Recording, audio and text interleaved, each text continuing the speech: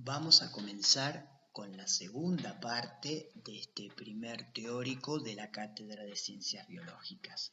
En este caso vamos a continuar con célula.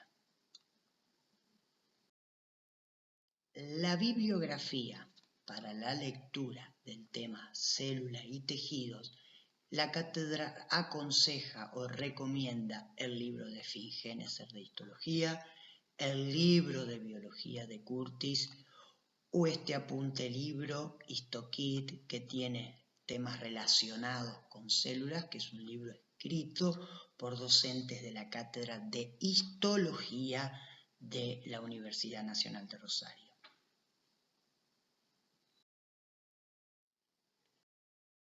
Vamos a comenzar con célula y para ello vamos a definir qué es la célula. La célula es la unidad anatómica, funcional y genética de los seres vivos.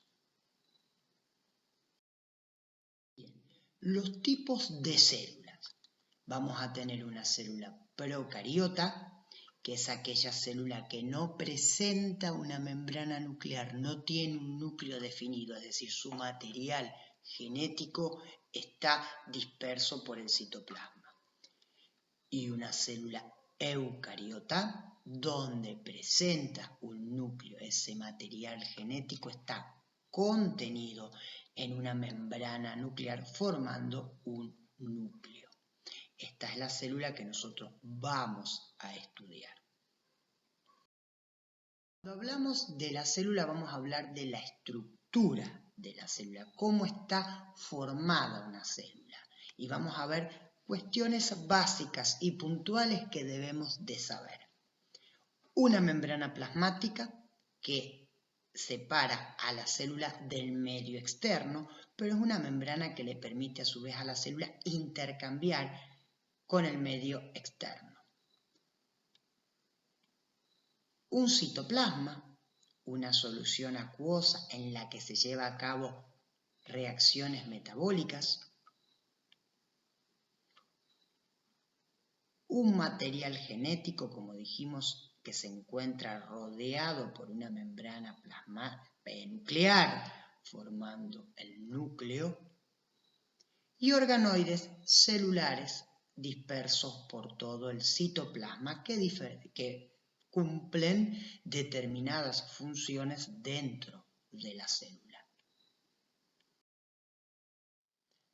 La membrana plasmática dijimos que la separaba o la limita del medio externo. Está formada por una doble capa de lípidos, de fosfolípidos, con proteínas y colesterol. Como vemos aquí en este esquema, los fosfolípidos, bien, proteínas que miran hacia afuera, son extrínsecas, proteínas intrínsecas y proteínas de transmembrana que forman poros por donde allí pasan y entran las sustancias. Entonces, si hablamos de funciones de la membrana plasmática, vamos a hablar de limitación espacial, de intercambio y de recepción y reconocimiento en el caso de las células del sistema inmune. Los organoides celulares que hablamos anteriormente los vamos a clasificar en membranosos y no membranosos. Dentro de los membranosos tenemos las mitocondrias, el retículo endoplásmico, el aparato de Golgi, los lisosomas y los peroxisomas. Y dentro de los no membranosos, los ribosomas, los centríolos, los microtúbulos y los microfilamentos. Estos dos últimos van a formar el citoesqueleto celular, es decir, los microtúbulos y los microfilamentos van a formar ese sostén de la célula, el sostén celular. La mitocondria, organoide membranoso, En él se produce lo que es la respiración celular y se obtiene la energía necesaria. El retículo endoplásmico, también un organoide membranoso, puede ser liso, donde intervienen en la síntesis de lípidos, y rugoso, cuando tiene ribosomas adheridos y participa en la síntesis de proteínas. Los ribosomas son organoides no membranosos. Pueden estar adheridos al RER, como dijimos anteriormente, al retículo endoplásmico, o pueden estar libres flotando en el citoplasma. La función, síntesis de proteínas. El aparato de Golgi. El aparato de Golgi, un organoide membranoso, participa en lo que es el empaquetamiento y la secreción de los productos celulares. Quiere decir, cuando la célula va a secretar algo al medio externo, va a salir envuelta en esas membranas que le va a ceder el aparato de Golgi. Los lisosomas, organoide membranoso, participan en la digestión celular. Es el aparato digestivo de la célula.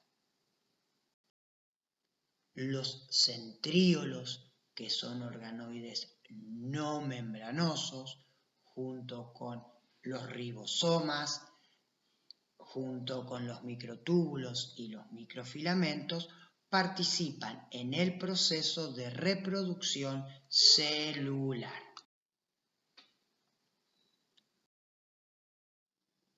El núcleo celular presente en las células eucariotas presenta una membrana nuclear en cuyo interior se encuentra el material genético, el ADN, los ácidos nucleicos, y una serie de poros nucleares que comunican el núcleo con el citoplasma. Repasando un poquito lo que vimos hasta ahora, dijimos que la célula estaba formada por una membrana plasmática que contenía y la limitaba del medio externo, un citoplasma con una serie de organoides membranosos y no membranosos, una membrana nuclear que la caracterizaba o la diferencia de las células procariotas. Esa membrana nuclear contiene en su interior el material genético. Básicamente, esas son las partes de la célula. Lo que nosotros pedimos en la disciplina es tener unas nociones básicas de célula que nos va a permitir luego en años sucesivos en genética y en embriología poder entender un poquito más cuestiones relacionadas con la herencia. Funciones de la célula, y con esto terminamos esta segunda parte del primer teórico, son la irritabilidad, que es la capacidad que tiene la célula para responder ante los estímulos, en el caso de las neuronas, la conductividad, que hace referencia a lo que es el impulso eléctrico, generalmente también las neuronas, la contractilidad muy desarrollada en las células musculares, en los miocitos, la respiración celular, la absorción, la secreción, la excreción y la reproducción, funciones básicas de toda célula. Con esto es todo, muchas gracias y ya continuamos con tejido.